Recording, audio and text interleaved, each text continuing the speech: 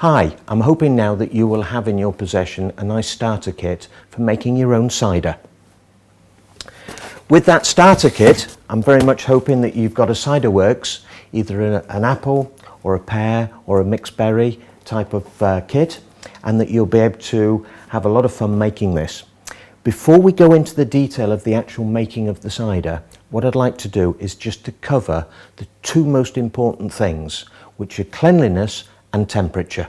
The first thing we've got to remember is that anything that comes into contact with the beer, wine or spirit needs to be immaculately clean.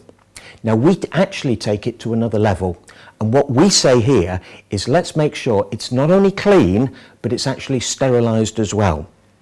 All parts that come into contact are therefore sterilised, and what we use is we have a cleaner steriliser which is the same one that is used by the commercial breweries for cleaning the pipes. It's a chlorine-based steriliser and it's very simple to operate. Now the most important thing is to make sure that it comes into contact with all parts. So what we're going to do now is we're going to actually set up the sterilisation process. Here we have a 25 litre bucket. As you can see, it's graduated on the front. That makes life a lot easier when we're actually measuring out. Now if your bucket hasn't got graduations on it, please put them on. Measure out 25 litres of water, mark it. Measure out 20, mark it. Okay, so what we're going to do is we're going to take approximately 5 litres of hot water. And as you can see, I've got a bit of a cheeky tap that pulls out, makes life a lot easier for me. This equipment is clean before we started. In my opinion, lovely and clean. Okay, because it's clean, we can obviously then do things a little bit easier than if this was all stained and horrible. I think it's really important to make sure that once you've done a brew, you really clean your equipment so it's all ready for you next time. As I said, we're just putting about 5 litres of hot water. I like to use hot water because the steriliser seems to dissolve that little bit better in the hot water, into the bucket. And we're almost there. Okay. So with 5 litres in the bucket, we're going to take the steriliser and we'd add a tablespoonful. I'm just going to sprinkle that in, make sure we've got plenty in there.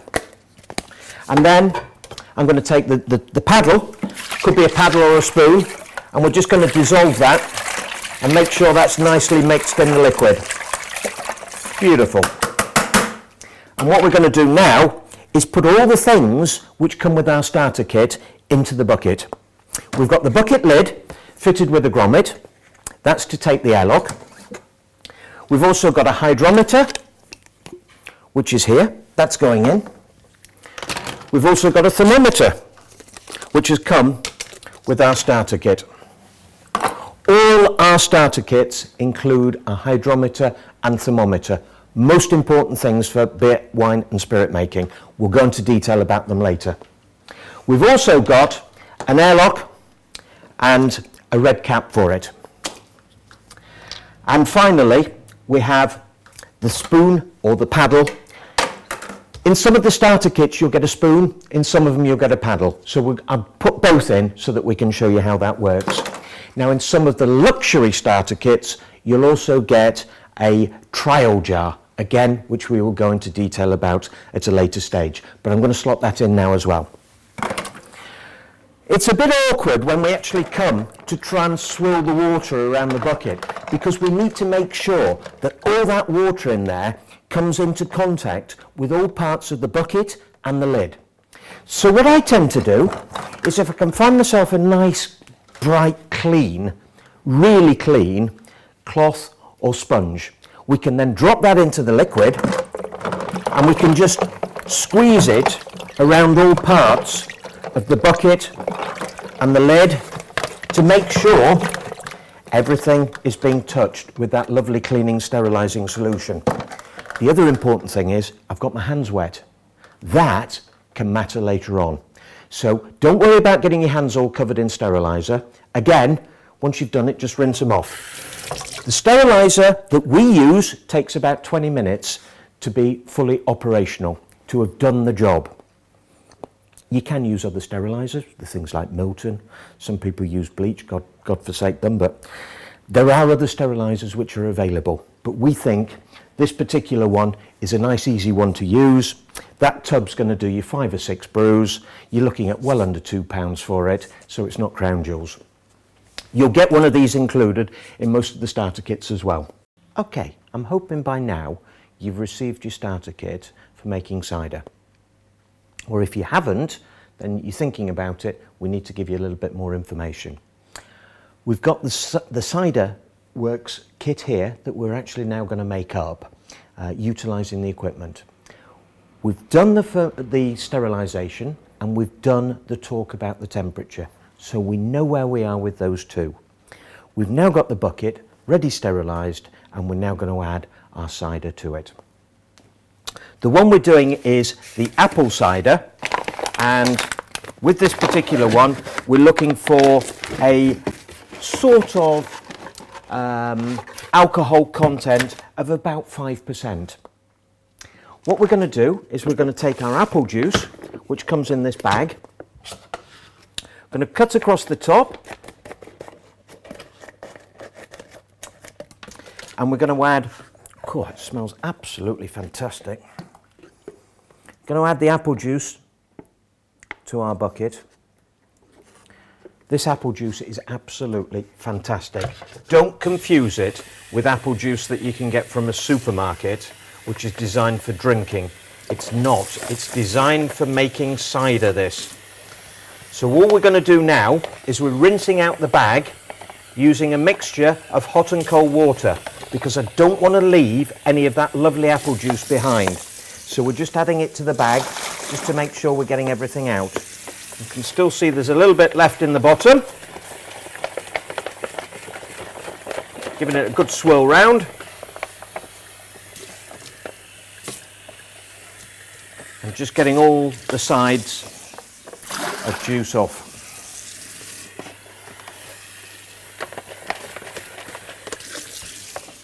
In she goes. And now I'm going to use a combination again of hot and cold water, and we'll just jug it in. We're going to take the start volume up to 23 litres. That's what we're looking for. And our start temperature wants to be between 20 and 25. So our liquid temperature between 20 and 25. And while we're doing that, we've also got an extra bag of brewing sugar, glucose powder to add, which can go in now. This can go in at any time. It's not important when it goes in. And again, just adding the mixture of hot and cold water as we go through. Now, some people ask me, how important is the water, the quality of the water? Well, as you can see, we're putting quite a lot in. So it's actually quite a big ingredient as far as the cider is concerned. 95% of people who actually make will probably use just standard tap water. There are 1 or 2 people who want to take it to the next level. Or they've got particular problems with their water in the area that they live in. It's really chlorine-y or something. If you've got a chlorine problem, you've several options. Either leave it 24 hours until the chlorine goes a little bit milder, or pour your water out 24 hours before you want to use it and keep giving it a bit of a mix. You've also got the option of using bottled water. You could use spring water. You could go round to a friend's house who hasn't got the same problem and get a bucket full of water. Options are yours. What we're looking for now, as I said, is a start volume of 23 litres. As you can see, we're nicely graduated on the bucket. If you haven't got graduations on your bucket, all our kits come with graduations on. So if you've not bought it from us, if you haven't got a graduation, you need to do that before you start. So use the jug, which has a measure on it, to actually measure out what you need, so that you've got a 23 litre start point, because it makes it so much easier when we get into this stage, as opposed to trying to work out how much you're adding as we go along.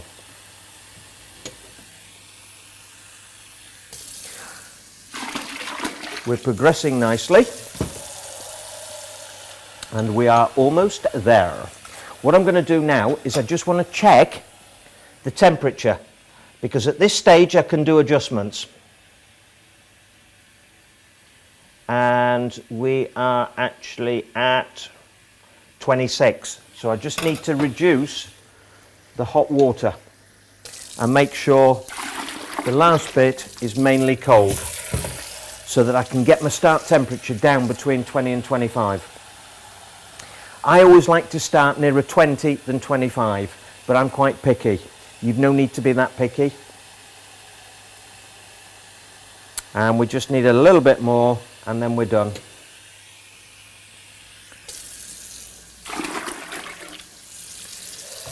I think, oh, we just need a touch more.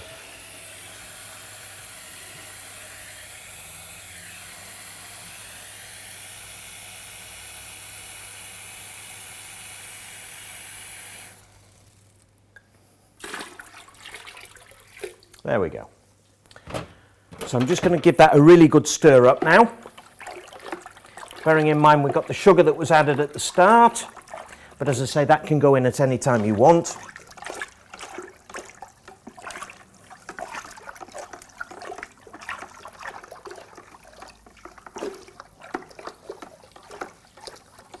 Right, so we've given that a really nice mix. What we're now going to do is we're going to check the gravity of the liquid using a hydrometer.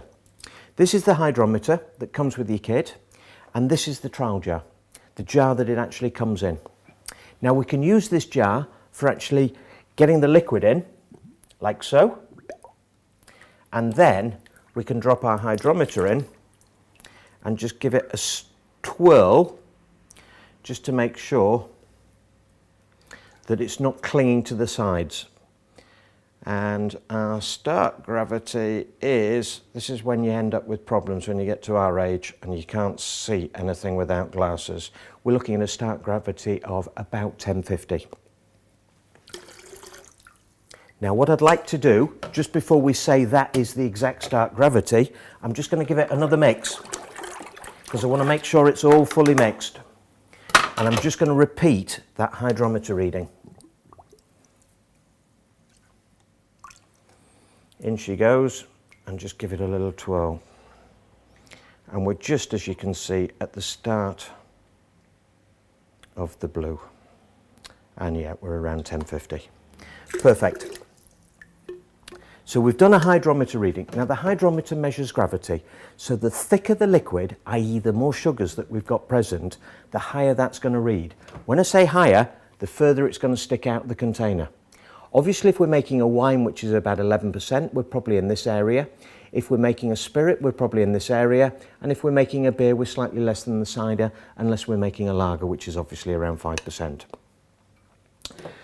The hydrometer measures the gravity of the liquid. When the yeast converts the sugar to alcohol, this hydrometer will drop further and further and further into the liquid. When fermentation is finished, the chances are we'll be showing the same reading for 2 days. This will not be moving in the trial jar.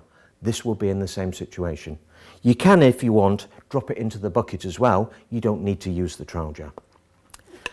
Why is it so important to get a hydrometer reading? Well, the hydrometer is the only sophisticated piece of equipment that we actually have in winemaking.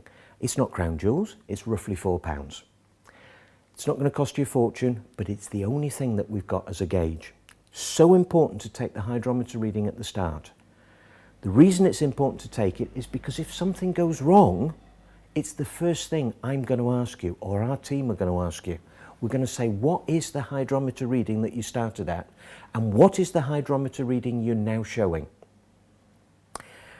It's also important to make sure all that juice and all that sugar is well mixed, because if it isn't, then when we add the yeast is going to go down to the bottom of the container, it's going to get involved in that thicker stuff, and it's going to take more time to start to ferment. It could take 3 or 4 days. It will get going. The yeast will do a great job of mixing for us as well. But after 3 or 4 days, you're in a state of panic because you don't think it's actually working. So it's a good gauge to make sure everything's well mixed. And the final reason for a hydrometer reading is if we know what the start gravity is and we know what our finish gravity is, we can work out the alcohol strength. So if the start gravity, for the sake of argument, is 1050, then the finish gravity is 1000. We've dropped 50 points. We divide it by 7.362. So we've got roughly 7% alcohol. Okay. That's why the hydrometer is important, and that's why it's the only thing that we've got to work with. If you find that the actual trial jar itself a little bit fiddly, we do a hydrometer jar, which obviously gives you a lot more room, and the thing swings and floats in there much better. So you've got that as an extra. We're now going to put the lid on. Oh, sorry, before we do that, most important, we need to add some yeast, don't we? Otherwise we're not going to get a fermentation going. Now, with all our cider kits, we have a little bit of a problem, because when we were actually doing the recipes for these cider kits, we bought a lot of commercial product to actually compare ours with. And a lot of the commercial stuff is incredibly sweet. And for me, I found it too sweet. I wanted something drier. I like a cider that's more like a light wine in terms of alcohol content. I set myself a bit of a problem therefore. So we actually came up with a sweetener sachet. So the sweetener sachet that goes in the cider kit, you can add to taste. If you want something similar to a Strongbow or a Stella Artois or something like that, you need to add the whole of this sachet at the start of fermentation. If you're like me and want something a little bit drier, then you can add just half the sachet at the start of fermentation. So the choice is yours. I do recommend that you add a little bit, because it does take the smoothness, or it does add a little bit of smoothness to the actual cider. So we're going to sprinkle a little bit of that sweetener in there, and we've added roughly half of it. I'm just going to pour the rest away. You can keep it and add it at a later stage. There's nothing to stop you adding it at the end of fermentation if you want to. It's a non-fermentable sugar. And what we're also going to do is add the yeast sachet. Now this is, I can promise you, a very special, specific yeast for cider. It's not a wine yeast and it's not a beer yeast. It's a specific cider yeast. And again, we're going to sprinkle that in. And just give it a little mix.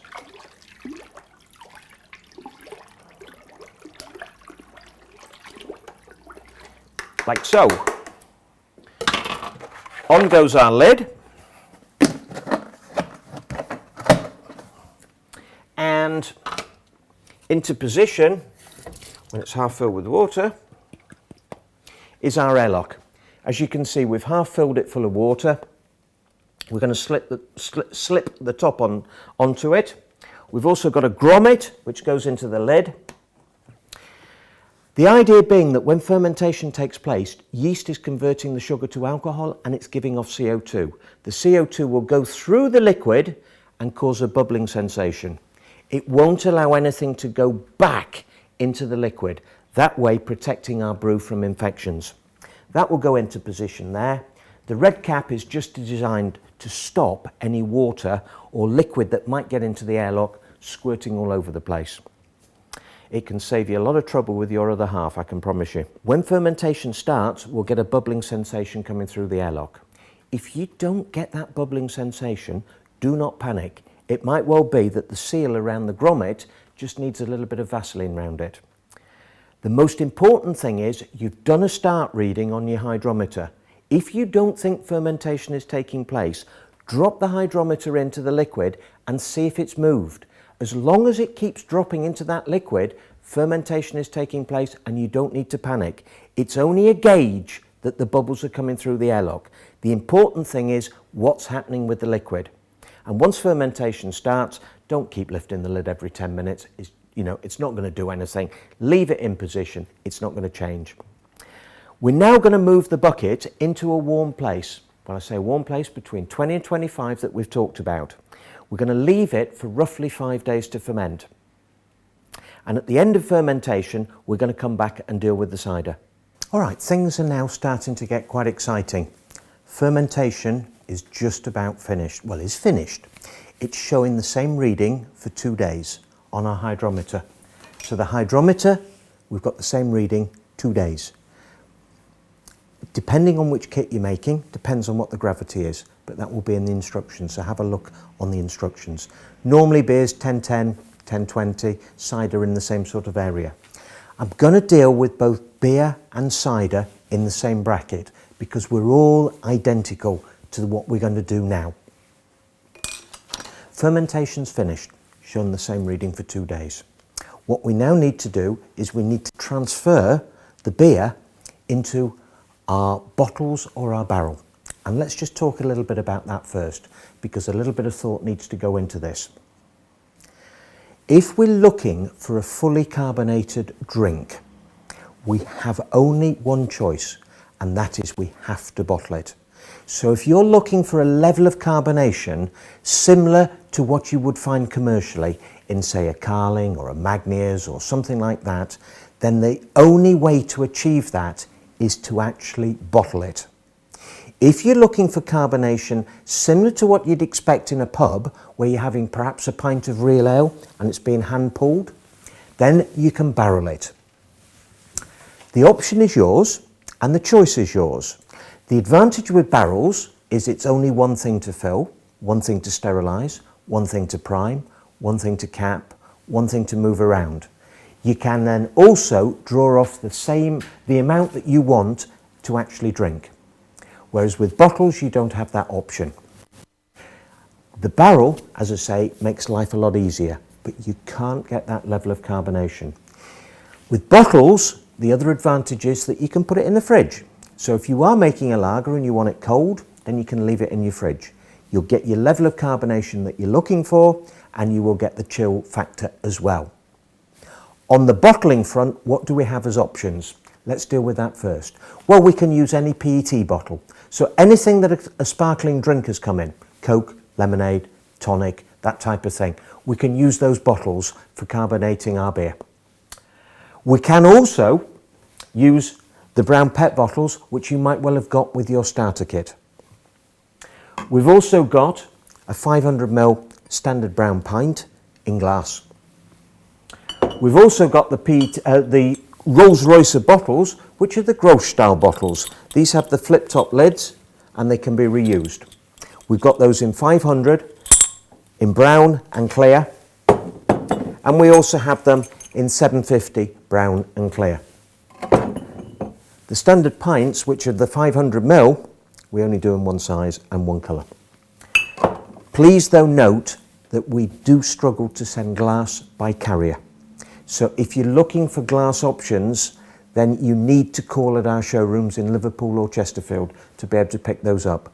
They're not available through the internet because the carriers don't like taking glass. With the standard pint bottle, this one here, the glass, you will need a capper, and you will also need the caps that go with it. The caps are the standard crown caps, and again, choice of colours, the most popular being the gold. That just sits on there. There's a magnet that holds it in place. That then sits onto your bottle. The cap goes into place, and we just squeeze down. One cap on. It's as simple as that. The capper is actually a terrific piece of equipment. It's made by the Ferrari group, and it's probably the Rolls-Royce of cappers. Again, not silly money. You're looking around £15–16. So those are your bottling options. Your barrelling options, we have two that we like to recommend. We have the standard 5.5 gallon barrel, and we have the King keg, which is 6.5 gallon. Both kegs will hold obviously the standard brew, the 40 pint brew, the 23 litres, and both of them come with complete valve systems. Now the valve system that these come with, they have an option. You have a piercing pin inside it. This valve is designed to release pressure off from the secondary fermentation if it gets too high. I'm coming on to that in a minute. And you have a piercing pin in the top. This will also allow you to inject gas should you not have enough pressure in your barrel. And the way we would inject gas is to use the little 8-gram bulbs. You probably remember these from the old soda siphon days. Little bulb that holds 8 grams of gas. That simply slots into the holder, and then we screw that down onto the valve, and the pin will pierce that bulb and let the 8 grams of gas into your barrel, thereby giving you pressure. Now the big advantage with the systems that we do is all the pins are reversible, so that should you decide at a later stage to upgrade to using the big gas bottles, the ones which are called S30, which hold the equivalent of 30 of these bulbs, you can do. The system is in place. You don't have to go out and buy new, which you probably would with most other manufacturers that are available on the market. All we simply do is take the O-ring out, turn the pin over, and then we are able to use the big gas bottles. So the choice is yours. Initially, with the starter kit, you get the 8 gram bulbs, but it gives you the option to upgrade at a later stage. So we have the 2 kegs, with the 5.5 gallon, and we've got the king keg. As you can see, with both kegs, they're made of heavy duty plastic, or blow molded plastic, as they class it. This one's got the big cap, so the advantage being that you can get your hand in to clean it. Slightly more expensive. I personally like the 5.5 gallon barrel. I think it does the job. I think the need to get your hand in to clean it is not so apparent, because with the modern sterilizers and cleaners, you're able to clean them very well anyway. The king keg also has a top tap version where the tap slots in the top, and this gives you the only advantage to this is that you can then stand the keg on the floor and you can still get your glass underneath to fill it. With these two, as you can see here, you need them to actually overhang the surface of the worktop so that you can get your glass in underneath. Just going back to the bottles, it's really important that you decide what size of bottle that you want. The reason being that once you open a bottle which has had beer in it, you will end up with the sediment at the bottom. And when you come to pour that beer, that sediment is going to get disturbed. So once you pour and you keep going to that position there, you can't go back and then back again, because all the sediment is going to get involved in the beer. So once you start going, you have to keep going until you see the sediment starting to come and going into your container that you're pouring into. So it's really important to work out what size of bottle you want. If you've got a 2 litre bottle, it means you have to drink 2 litres in one go. You can't turn it back, put the tap on, put it back in the fridge and save it for later. You've got to keep going. If you've got a bigger size bottle, then obviously what you'd have to do is put it into a jug first and then pour it from the jug into the glasses of the people who are wanting to drink it. We recommend 500 ml. It's the old pint, roughly, and it's a nice size bottle, and it's a good option to go with. As I say, with the bigger bottles at 2 litres, or even 1 litre, you've got a bigger container. And as I say, once you start pouring it, you have to keep going. With the barrel, you've got the option that you can turn the tap, and whatever you want comes out of that tap. You can switch the tap off when you've got enough in your glass. So again, another advantage to the barrel. Right, so we've looked at our options and we have now decided whether we're going to go for fully carbonated beer, i.e. we're going to bottle it, or whether we're going to go for semi-carbonated beer and we're going to barrel it. Semi-carbonated being like a real ale in a pub. We're just going to move these out the way now because obviously we've got a little bit of siphoning to do. And I'm just going to lift our bucket up onto the worktop. Now, we need to siphon off the sediment into another container with 2 options. If we're siphoning into bottles, I would strongly recommend siphoning into a barrel first, leaving the thick sediment behind. If we're going to go into a barrel, we can siphon straight from here, straight into our barrel. Now the siphon we're going to use, we have an extended tube.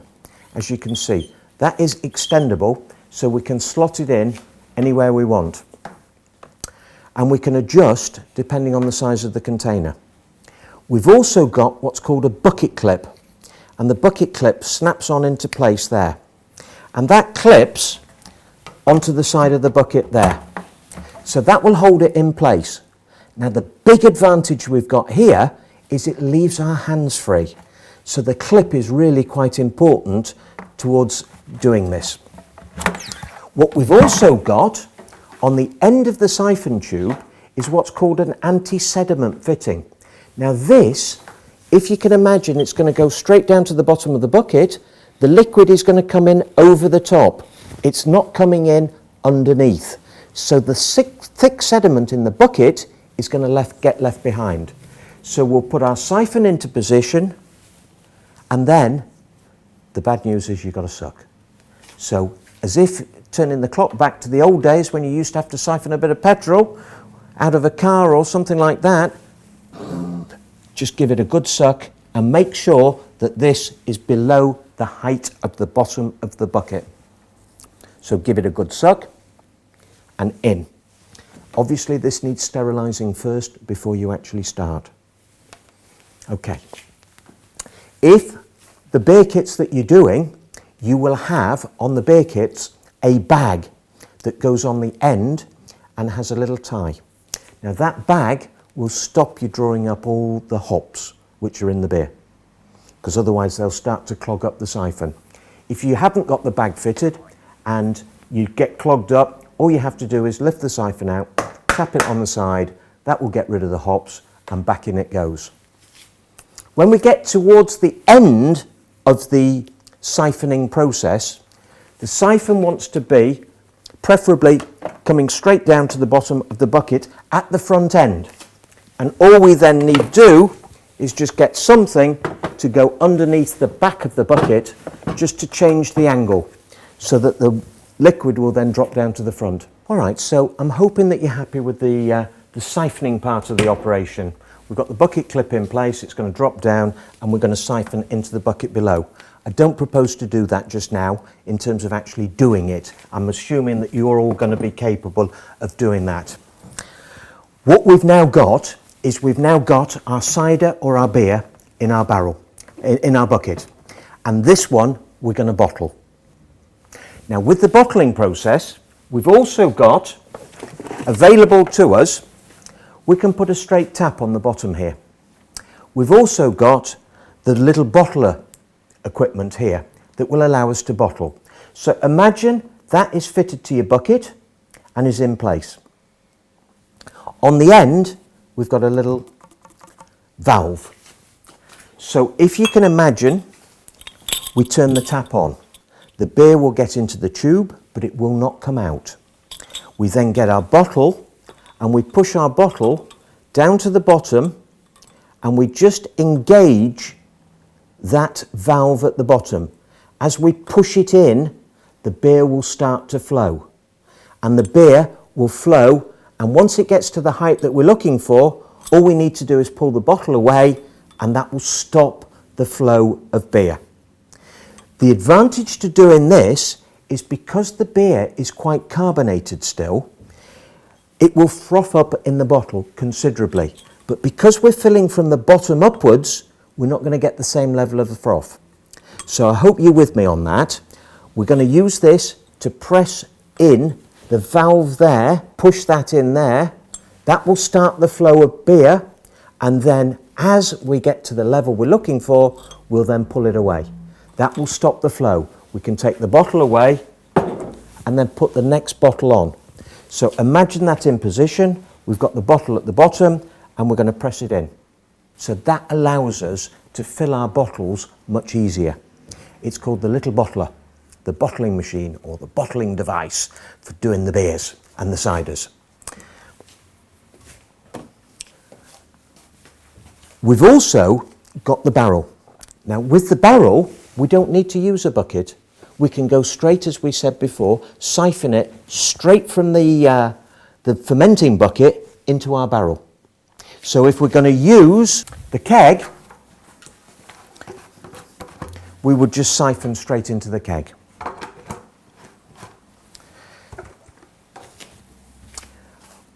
Where are we going to get our pressure from? That's the problem we're now faced with. Think in terms of the yeast.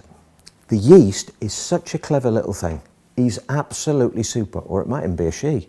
Absolutely super, because it thinks it's done its job. It's converted all our sugar into alcohol. That's why we've got the hydrometer reading showing the same for 2 days. It's done its job. We're now going to trick it. What we're going to do is we've siphoned it off the sediment into another bucket. We've siphoned it into a barrel. Let's take the barrel. Now with the barrel, we get on our beer kits a pack of priming sugar. Now the priming sugar is best dissolved in a little bit of hot water. If we're going to bottle it, I'll come on to that in a minute. We're going to dissolve it in a tiny bit of hot water and put it inside our barrel with the beer. We're now going to seal the top of the barrel. Similarly, with our bottles, we've filled the bottles with beer. We're open. We're now going to take our priming sugar and we're going to put some of this in each of the bottles. Now, not going into too much detail, but on the front of the sachet of the priming sugar tells you exactly what to do. You dissolve it in 350 grams of water, mix the sugar in, you end up with 400 mils of water. Okay, so with that, we then take 10 mils per pint bottle and add it. But as I say, I'm not going to go into too much detail because it's all there on the front. So we've got our beer in our bottle, and we're now going to put some sugar in there as well, liquid sugar. We're now going to seal it as well. So our barrel is sealed and our bottles are sealed. They've got sugar in them. Now what will happen is the yeast that thinks it's done its job and it's not going to do any more is going to wake up. As it wakes up, it suddenly finds the sugar present, and it will then convert that sugar into alcohol. It won't change the alcohol strength of what we're doing by more than about 0.1%. So don't worry about that. You're not going to suddenly end up with a really strong beer. But what it will do is when it converts the sugar to alcohol, it will give off CO2. And the CO2's got nowhere to go.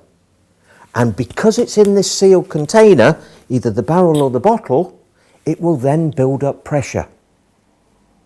And it's the pressure that it builds up that gives us the carbonation to get the beer out of our barrel with a good head, or the beer out of our bottle, or the lager out of our bottle, or the cider out of our bottle with a good level of carbonation. That's really important. But more importantly is once we've added the sugar and we've sealed it, we've got to leave it in a warm place for 3 to 5 days for the secondary fermentation to take place.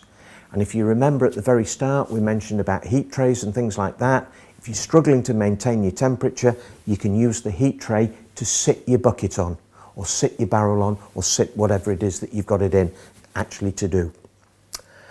Some people say, can we not add all the sugar to the bucket and then put it into the bottles? Some people do that. I don't like doing it because you've got no guarantee of even distribution. Whereas if you put your sugar into each individual bottle, you know you've got good distribution. It's really important then to leave it for 3 to 5 days in that warm place to actually get that secondary fermentation going, to wake up the yeast, to get it started. Once we've left it for 3 to 5 days, we can then transfer it somewhere cool for it to clear.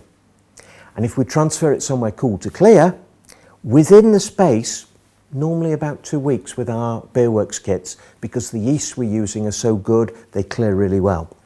Normally, within 2 to 3 weeks, we'll have lovely clear beer, which will be then ready for drinking. Now with the barrel, you'll tend to find that sometimes you'll get a little build-up of sediment behind the tap. So when you first open the tap to get the beer to come out, it might be a little bit cloudy. So first time, just put a little bit into, chuck it away. Once it's clear, you won't have that problem again. And remember, with the beer, we have to be really careful when we're actually pouring it.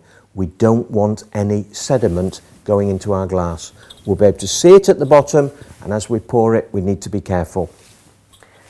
Your beer is ready, and it's really important, once you've got to the stage of actually bottling it and barreling it and getting ready to drink it, that you give some serious thought to what you're going to make next. So get your next kit ready to get going. And happy drinking.